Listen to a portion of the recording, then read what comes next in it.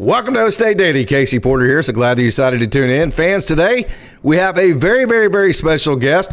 We are welcoming in a brand new member to the Big 12 for the first time and a premier member. The JT Wistrcill of Locked On Utes covers the Utah Utes. Utah Utes have built one of the best football programs in all of the United States of America in college football. So JT, how the hell are you, man? I'm excited to talk to you. I'm fantastic after that introduction. I'm used to Big 12 fans not saying anything nice about Utah, and I will say some of it is deserved that Utah fans have pinned themselves into a corner. But Casey, I'm really fired up for this matchup. I believe it's any way you slice it, two of the three best teams in the Big 12 conference. This is where we really get to see who is going to set themselves up with the best path to make the Big 12 title game. It's going to be a lot of fun. I can't wait to see it all go down in Stillwater. Absolutely. I didn't put this on the question log that I sent you, but this will be an easy one. It seems like the two programs, Utah and Oklahoma, Utah and Oklahoma's population as a state's almost identical. And, hey, you both have coaches there that are in their 20th or so year with Kyle Whittingham and Mike Gundy. Both programs that have risen underneath these coaches, basically through the same arc. So a lot of similarities here, aren't there? Oh my gosh, it's insane. This is such a natural rivalry to form in the new Big 12. Kyle Whittingham and Mike Gundy. The fact that they're both in year 20, I think they were hired very similar as well. It's insane. And also you look at what their programs have been built on, right? Like toughness, the physicality. Why has Oklahoma State been so consistent while we've seen Texas until just recently? Now, obviously, they're very much back, flounder around. It's Mike Gundy and just what he had brought the level to that program. So I think this is going to be year in and year out. Utah and Oklahoma State are always going to be top 20 teams. I just don't think it matters who's the quarterback, who's this, who's that. Mike Gundy, and this may be Kyle Whittingham's last year. We could talk about that another time, but I just think the physical style of play that both like to embrace and having head coaches that are so well respected, not just in the Big 12, but the country, makes this a natural for two foes that could frequent not just in the regular season, but in the conference title game. So I know you have BYU right next door to you. That holy war is absolutely huge. We have Bedlam here in Oklahoma. Of course, we lost that because we're no longer conference brethrens with OU at this point. So kind of my question is, could Oklahoma State be good enough as a program maybe to leapfrog BYU as the biggest rival to Utah because the stakes are so high?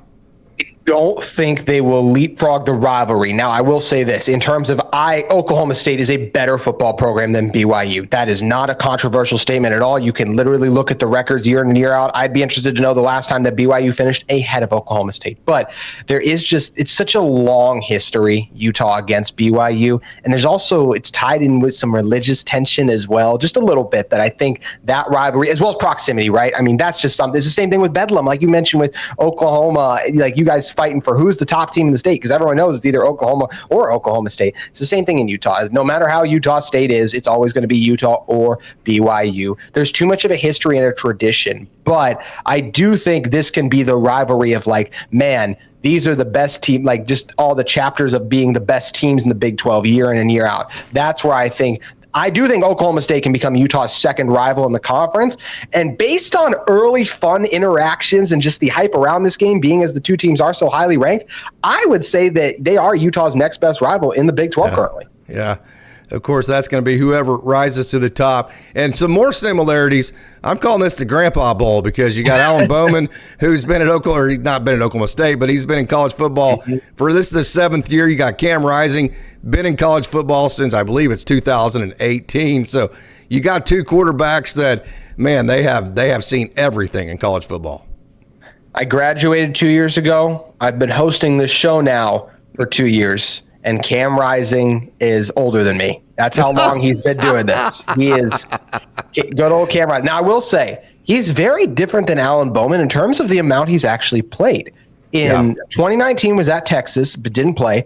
Didn't play in 18, didn't play in 19, was going to play in 20, ends up getting a concussion, I believe, or just some form of a season-ending injury. So, of course, we'll see him in 21 and 22, back-to-back Pac-12 championships, Rose Bowl appearances, awesome, everything's good. Then misses time in 23 as well. So here's in 24. This is really the third season that we've seen Cam Rising play. And unfortunately, we haven't even seen him play a full 4 quarters yet, but he is incredibly experienced. He's got a great wealth of knowledge in the playbook.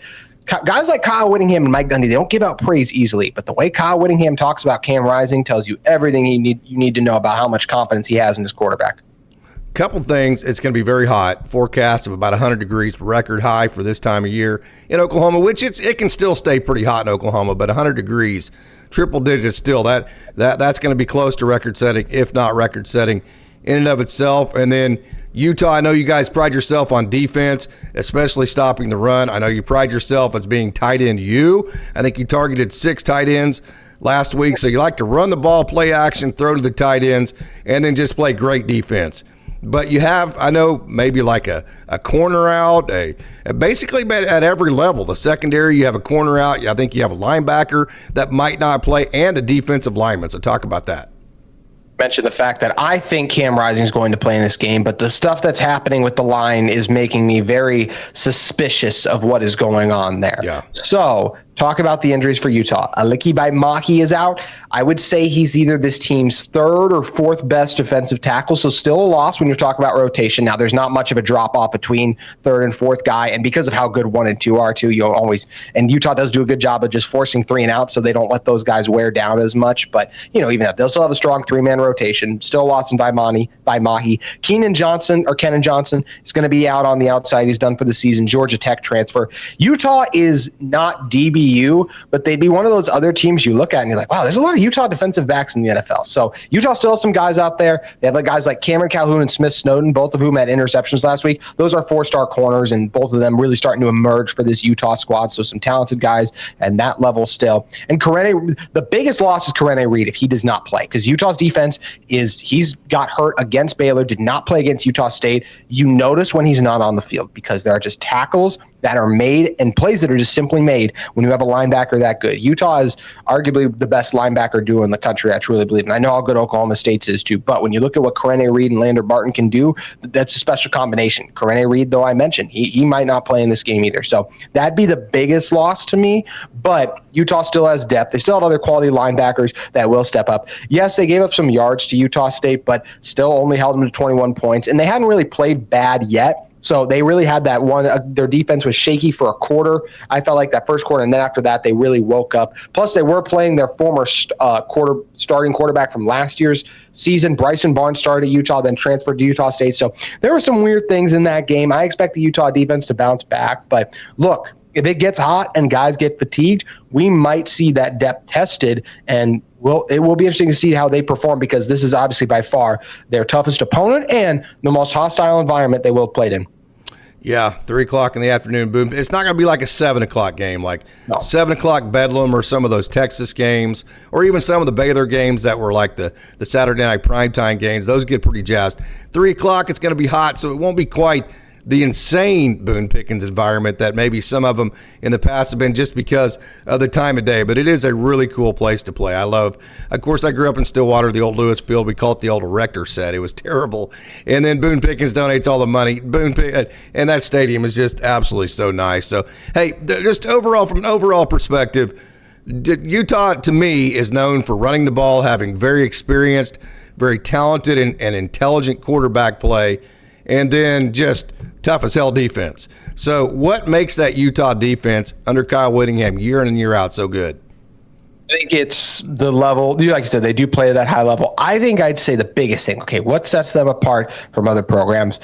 I think it's at the end of the day, the run defense that Utah has, because they recruit massive defensive tackles that do a great job of just gobbling up double teams and freeing up linebackers to make play. So Junior Tafuna was, this is the other thing about Utah. I think so many people got frustrated when Utah was picked as the favorite to be the Big 12 champs. How could they do that in their first year? Well, this is a weird Utah team. Guys like Junior Tafuna and Van Fillinger, 2 of the best defensive tackles on this team, they were up for and won freshman awards back in 2021 during their first Pac-12 title run. So here they are now, 4 years later with all that experience, and you're seeing them make plays. And what did we just watch last year in college football? Experience win out. Bo Nix, Michael Penix, the oldest quarterbacks had a ton of success. So OSU's, yeah. Yes, exactly. And that's where you look at this Utah defense, and and this Utah team in general is littered with guys who were on that 2021 team, as well as Utah's run defense was top 5 last season. Now, they lost their NFL pass rusher, but last I checked, Van Fillinger as well as Connor O'Toole were 1 and 2 in the Big 12 in sacks. So they've really done a good job of replacing that as well. So I think the biggest thing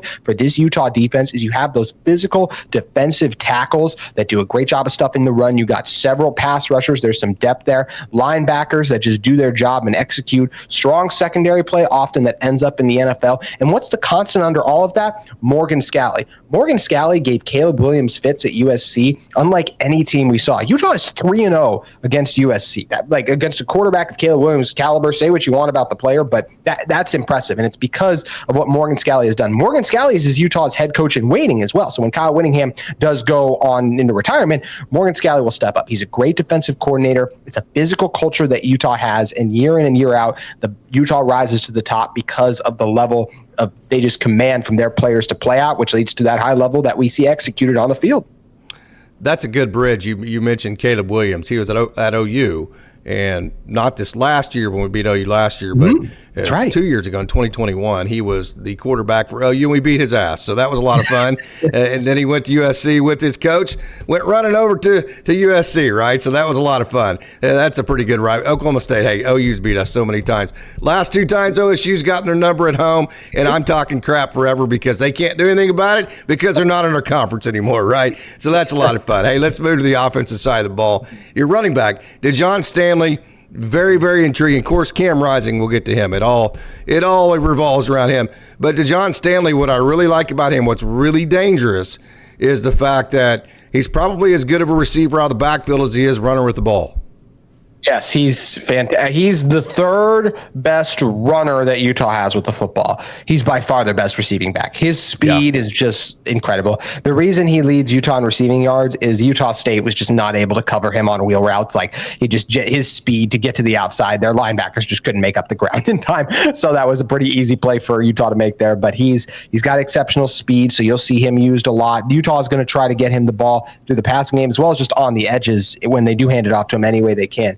Mike Mitchell's more the sledgehammer guy. He's a little banged up, but I still expect him to play and contribute. And then Mekhi Bernard's a guy who he was also a part of that team in 2021. He's been biding and waiting his time for a while. Back-to-back 100-yard rushing games for him. He's just consistent. He's good in pass pro when Utah needs him to stay in the backfield. Reads the hole as well. Got some explosiveness to him too. He's not going to run over tackle after tackle, but he is capable of breaking a few every once in a while. And then boom, there goes that big run. The most intriguing thing about Utah's offense to me is the offensive line, who have been up and down. I thought they played their best football yet against Utah State, and I have major questions about Oklahoma State's defense as well as their defensive line based on what I've seen from them against Arkansas and South Dakota State in particular. So I do expect this Utah offense to still have success moving the ball because I think they'll win in the trenches one-on-one, but there is been moments of lapses, especially with the blitz pickup by the Utah offensive line, that whether it's Cam or if Cam was hurt, Isaac Wilson, Utah's backup, who's a true freshman QB, were in there that could cost them. So it's going to be really interesting to see what this Utah offense looks like too. And I'm sure we'll get to some of the pass catching options as well, because it is pretty crazy that Utah did target 6 tight ends last week. You're absolutely right about that. Yeah, and we've already seen a Utah running back this year, and I saw enough of him, man. Talking about Jaquindon Jackson, who's now at Arkansas. Oh, my God, that guy was good. I'm sure that was a big loss for you guys. It was a huge loss. Jaquindon's a guy, I remember going into last year, I was like, because he made the transition. He was on Texas's roster with Cam Rising, I believe, back in 2018. Then he transfers to Utah as well, tries to be a quarterback, loses out. They turn him into a running back, and he really breaks out. Okay. Yeah. Last year battled injuries, but was still really good, led this team in rushing yards. And then Arkansas swept him away from us. He now leads the SEC in rushing yards, too. So you just see a fully healthy Jaquindon Jackson. A lot of that's because he played OSU.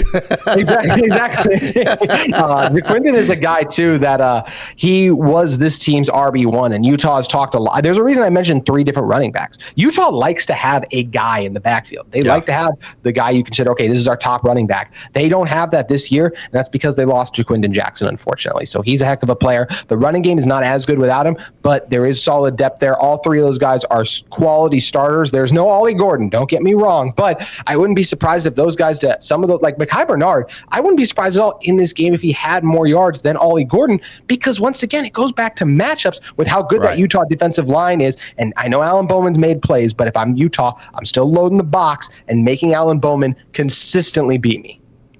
I think it's an intriguing matchup. DeJon Stanley in the pass game. You mentioned Utah State could not cover him when they swung him out on some of those wheel routes that he ran. Oklahoma State, Nick Martin, one of the fastest linebackers in the United States of America. Kendall Daniels, who many people believe will play in the NFL for a long period of time. He's a converted safety down to linebacker, and he's already played a ton of pass coverage in his career, plus this year, both on tight ends, slot receivers, and all that kind of thing. So I think that linebacker matchup in coverage with the speed of Oklahoma State's linebackers versus DeJon Stanley and some of the pass game out of the backfield, I think that's going to be one of the most intriguing matchups to this game. I agree, and I do think that's a matchup. I think there's a lot of matchups in this game. We could talk about which ones that do favor Utah. That one, to me, Nick Martin's just a monster. I mean, that's where I think he will have no problem getting out to cover DeJon Stanley. And Utah has consistently tried to get Stanley involved, so I think they'll have to pivot. If I'm Utah, my priority is always to make sure that Nick Martin is taken care of each play, because that is a game wrecker right there. I saw against both South Dakota State and Arkansas, those offensive line consistently get pushed, but then what happens? Nick Martin breaks through and makes a play. So if I'm Utah, I'm really making sure I'm locked in on my double teams and making sure we do a good job reaching the second level, because that moment we miss Nick Martin could honestly end up in a fumble. He's that hard of a hitting linebacker. So I know that is going to be crucial for Utah, is to make sure they're locked in on Martin. So you targeted 6 tight ends last week. So I got to assume there's a lot of 2 tight formations, 3 tight formations, 7 tight formations, whatever formation you can get into to get as many tight ends on the field, right? Yeah, 12, 13, 14 personnel, whatever you want to name it, you know is going to throw their tight ends on the field. Brant Kuithe is the guy to know about. He had a 600-yard receiving season back in 2019. He's another guy that's older than me as well, and he is just a monster. He's an exceptional route runner, good hands, tough, can line them up all over the field and make plays. Then you get a bunch of other just intriguing options. I think none more so arguably than Caleb Lohner, who some Big 12 basketball fans may remember. Wait a minute, didn't he play basketball at BYU and Baylor? He absolutely did. He transferred to Utah to be a tight end. I never thought he would play. Well, he has massive basketball frame, aids him very well in the red zone, because Utah loves to just throw it up to him on those fades and let him jump up and get it. So he's a guy to watch for in the red zone. Dallin Bentley, Mickey Sugaturaga are more your blocking tight ends. Carson Ryan also in that mold. UCLA's starting tight end last year. That's who Ryan is. And then even a guy like Landon King, who he hasn't popped off really yet, but he's an incredible athlete, had 182 yards last year. So Utah's tight ends are dangerous. They can keep them fresh. There are multiple of them that can make plays. And there's a couple receivers as well that I think can do some things, because we do know the Cowboys defense has surrendered some big yardage through the air, as you guys are ranked 124th in yards allowed per game. Absolutely. Show me the money. He looks like your best receiver on the outside, right? Yeah, yes. Money Parks is so far has looked like the best guy. I would still say it's Dorian Singer. Dorian Singer is a guy who 2 years ago was at Arizona, had 1,000 yards, went to USC last year, did not work out in his favor. But you looked last week was his best game against Utah State. He was inches away from connecting with Cam Rising on a 50-yard touchdown pass back in week 2. Singer is the all-around receiver that can do everything for Utah. But Money Parks has been really good. Money Parks is the guy who can take the top off the defense, and he's grown as a route runner each year. He's been on this Utah team a long time, another one of those players. So I'm very intrigued to see what Money can produce in this game too, because I do think there's going to be plays for Utah to make downfield. Micah Pittman, another guy who could potentially do some things, but the main 2 receivers to worry about if you're Oklahoma State are Dorian Singer and Money Parks getting loose and making you pay with a big play. That's going to be very intriguing with all the tight ends, because Oklahoma State plays a very aggressive style of defense with their safeties. Trey Rucker, Lyric Rawls, they like to get their safeties downhill in the rushing game. They played a lot more 4-man front this year, but Coach Nardo brought the 3-3-5, the odd stack, to OSU. So it's kind of more in between what's needed based on the personnel package. I would assume Oklahoma State's going to have probably exclusively 4-man lines this weekend with all the tight end formations that Utah is going to have. But I say all that all to say, a lot of times their safeties are run-first players and then redirect to pass. Conflict players is what I call them. They're always in that run-pass conflict. So when Utah, they play action that running game, and then they throw that play action to the tight end, that's going to be a tough cover for OSU safeties. It's absolutely going to be a tough cover. This Utah team, why do they want to establish the run so much? So they can get the play action game going. There's a reason the play action is all the rage right now in the sport. It puts defenses in such a bind, the bind that you discussed. There's a reason you said in conflict, and that is where Oklahoma State is going to have to make adjustments and just see how Utah is operating in this game. If I am Oklahoma State, I'll say this, though.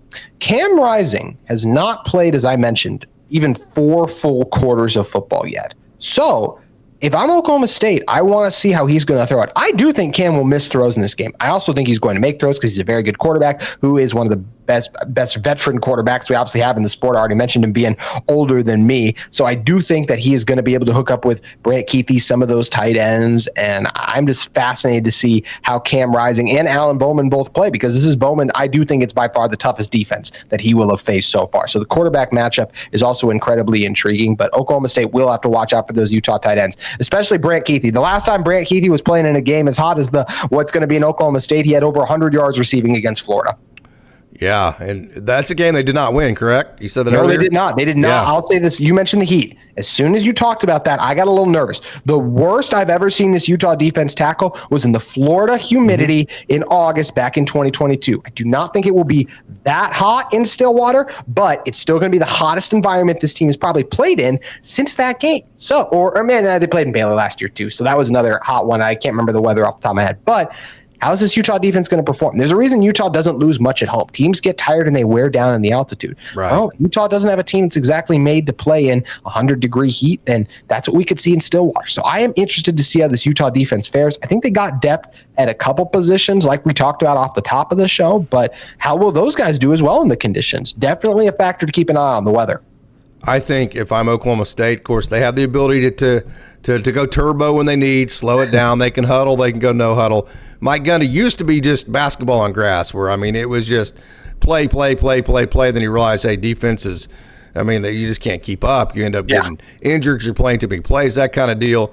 But Saturday with the heat, a team coming from Utah, kind of like when South Dakota State came down, it was hot that day too. If I'm Oklahoma State, I make Utah try to defend 95 plays on defense. That becomes a big part of my game plan.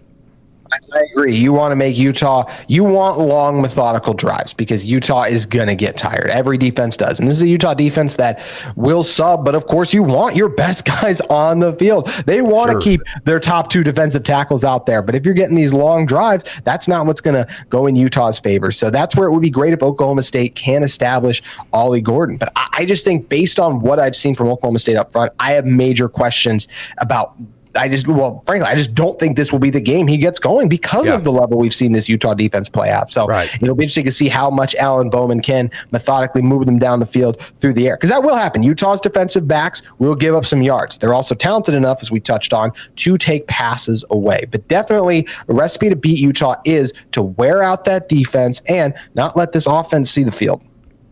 Absolutely. So there are a couple of social media outlets and just media outlets in general from Oklahoma State that when it comes to Utah, you just don't want to take anything they say at all for anything, because it does not represent the average normal Oklahoma State fan. I can tell you who they are off the air, but I think Oklahoma State fans watching this will probably know who I'm talking about, because it seems like they talk crap about every fan base, and that's whatever. It's kind of frustrating for me because I think it gives Oklahoma State a different view from other fans than they probably should have.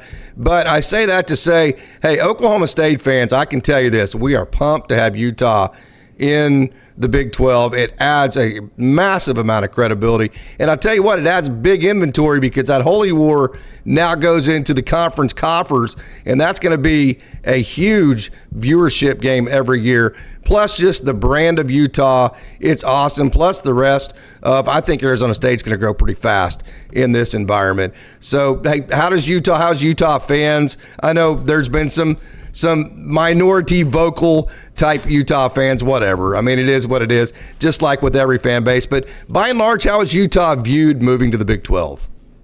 think there was at first it was disappointment for the simple fact that they didn't want to leave the Pac-12. I was in that boat too.